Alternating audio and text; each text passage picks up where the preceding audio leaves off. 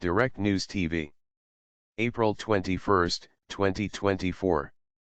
Emergency services in Gaza retrieve the bodies of 50 Palestinians from a mass grave at the Nasser Medical Complex in Khan Younis, 2 weeks after Israeli forces withdrew from the area.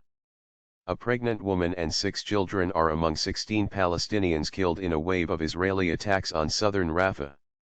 Doctors managed to save the woman's unborn child. 34,097 Palestinians killed in Israel's attack on Gaza. At least 34,097 Palestinians have been killed and 76,980 others wounded in Israel's ongoing war on the Gaza Strip since October 7, its health ministry says. At least 48 Palestinians were killed and 79 others injured in the past 24 hours, it added. The death toll is likely far higher, with thousands of bodies believed buried in the debris of destroyed buildings from Israeli strikes. Rampage missile used in Israel's strike on Iran, report. News reports say the weapon used in an attack on Iran last week was a sophisticated Israel-made air-to-surface missile that can apparently elude defense systems. The Rampage missile is designed to penetrate well-protected areas such as bunkers, the Times of Israel reports. It weighs more than 500 kilograms, 2,200 pounds. The missile was identified from photos and matches the extent of the damage caused in the attack, the Khan broadcaster said. The New York Times earlier reported the alleged Israeli strike near Iran's Natanz nuclear facility used a high-tech missile able to evade Iran's radar systems.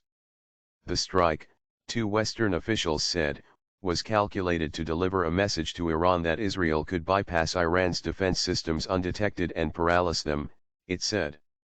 Israel has not officially commented on the strike, while Iran has downplayed the incident. Israeli opposition leader says U.S. sanctions are a mistake. As we've reported, the U.S. is expected to issue sanctions on an Israeli military unit, the Netzah Yehuda Battalion, stationed in the occupied West Bank. But Israeli opposition leader Yair Lapid called the move a mistake, adding the problem isn't with the military but at the political level. The world understands and knows that National Security Minister Itamar Ben-Gvir does not want the police to enforce the law in the West Bank, and Finance Minister Bezalel Smotrich is not opposed to Jewish terrorism and extreme settler riots, Lapid wrote on X. The result is serious harm to Israel's status as a nation of law and another serious erosion of our international status. He added soldiers and commanders are the first to be harmed by the reckless policy and political failure of the government. 13 children from one family among the dead in strikes on Rafah. One of at least 2 air strikes overnight on southern Rafah killed 13 children and 2 women, all from the same family, according to Gaza hospital records. Israeli Prime Minister Netanyahu has faced wide international opposition to a plan for a ground invasion of Rafah, where the military says the last remaining brigades of Hamas are located and where the remaining 133 Israeli captives are believed to be held. The war has killed at least 34,049 Palestinians and wounded another 76,901 since October 7, according to the Gaza Health Ministry. At least 2/3 of casualties have been children and women. ProPublica report shows unprecedented rift within U.S. administration.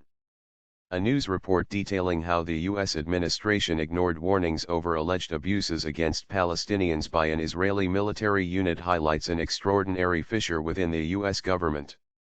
In the U.S., we have seen growing tensions between the technocrat experts and the political level, where politicians are more or less still protecting Israel, said political analyst Tamer Karmout. The technocrats are rising up and saying enough is enough.